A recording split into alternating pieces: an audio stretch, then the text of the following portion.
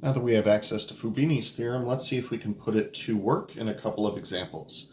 So first example I'd like to try is to evaluate the double integral 0 to pi over 6 and 0 to pi over 2 of sine of x plus sine of y dy dx. Now as a quick reminder of how we start this process out, this integral goes with this variable. So the first thing I'm going to do is integrate with respect to y, and I am going to treat x as a constant.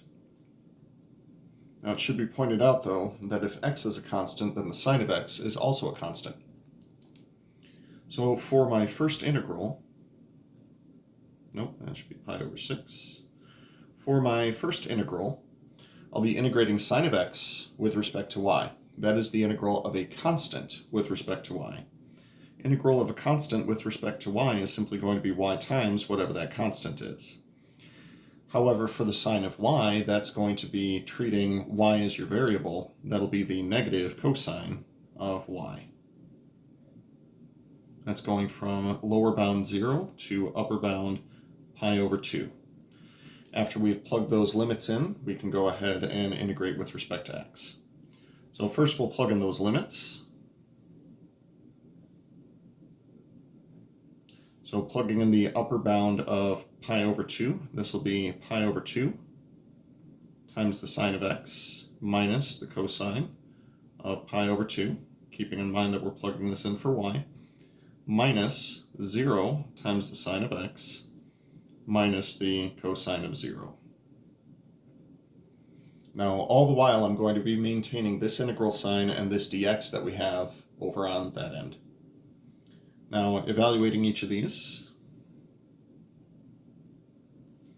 pi over 2 times the sine of x, there's really not anything to do with that for the time being. Cosine of pi over 2 is 0, so that's gone. 0 times sine of x is 0, that's gone. And we have minus the negative cosine of 0, that'll be plus 1. We will be, now that we've integrated with respect to y, all the y's are gone. Now we simply have a Calc 2 problem in front of us. So integrating each of these terms with respect to x, the constant times the sine of x will be that constant times the negative cosine of x, so negative pi over 2 cosine of x, plus integral of 1 with respect to x will be x. It's going from 0 to pi over 6.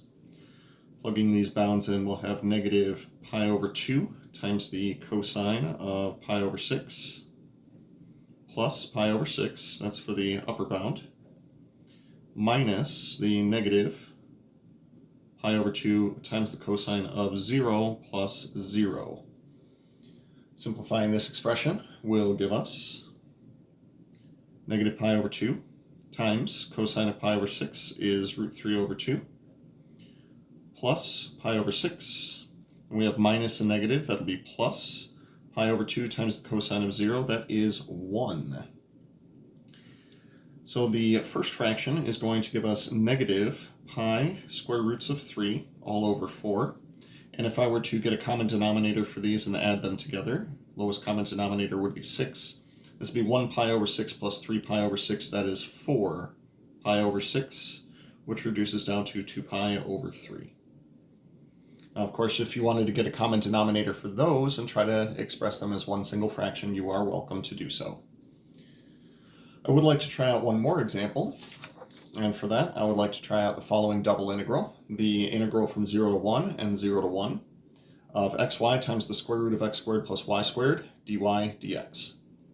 Now this one's going to be a little bit more complicated, but we are starting with an integral with respect to y. So once again, treat y as your variable, treat x as your constant. Now there are a couple different ways that you could evaluate this integral. What I'm going to recommend is that we use a substitution.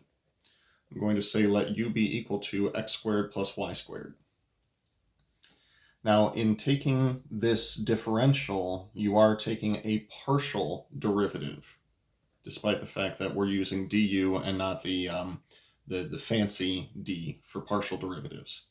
So treating y as a variable and x as a constant, the derivative of x squared would then be 0, derivative of y squared would be 2y times dy, which means that we can make a substitution on the y times dy and call it 1/2 of du.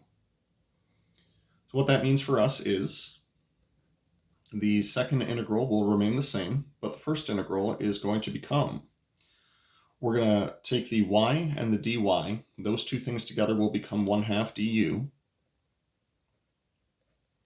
The x will still be present, but now we're going to be dealing with the square root of simply u.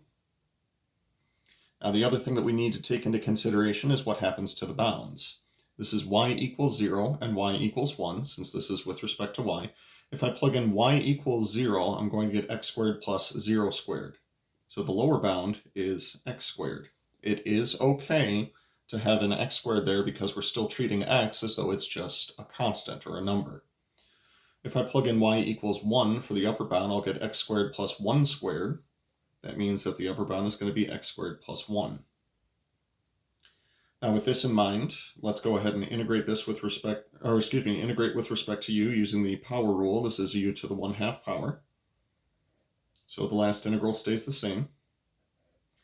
This will be, we'll take this 1/2 and put it over here with the x, since those are both constants right now. And then u to the 1/2 power will become 2/3 u to the 3/2 power. This is going from lower bound x squared to upper bound x squared plus 1. And this will be dx at the end. So all of the things that I'm going to do next, I'm going to take the 1/2 and the 2/3 and combine those into one single fraction.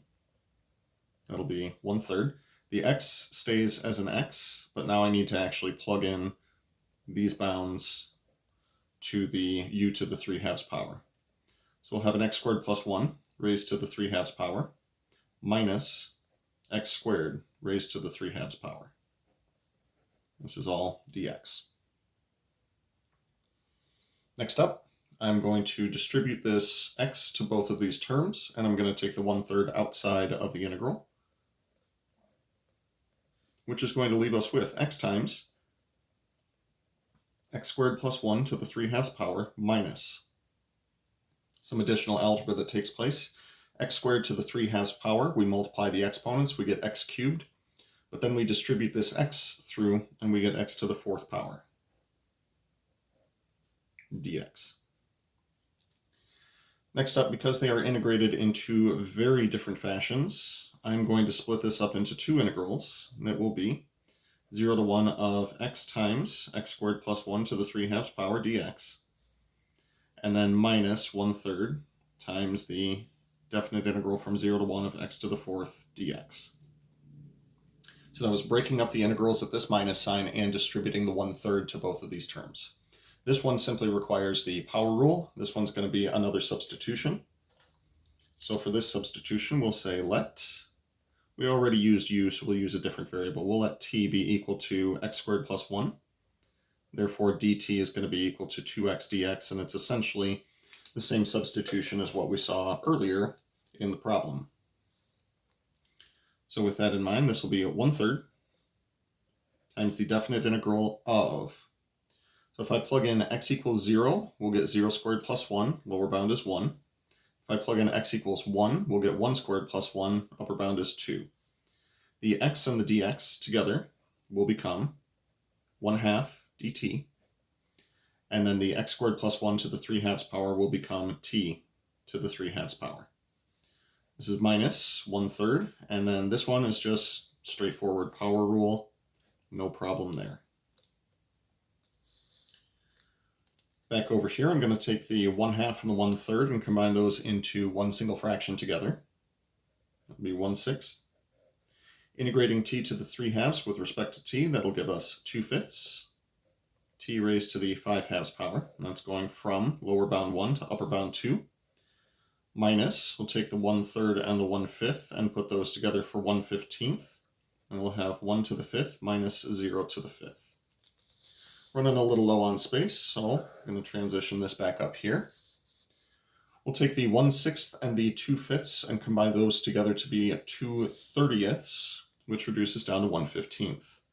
So this will be 1/15 of 2 to the 5 halves power minus 1 to the 5 halves power minus 1/15. Now, given that we have a common denominator of 15ths for these, we'll put it all over the same denominator of 15th. 2 to the 5 halves power is equivalent to 4 square roots of 2.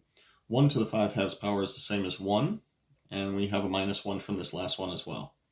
Final answer for this one, this will be 4 square roots of 2 minus 2 all over 15. That was a good one.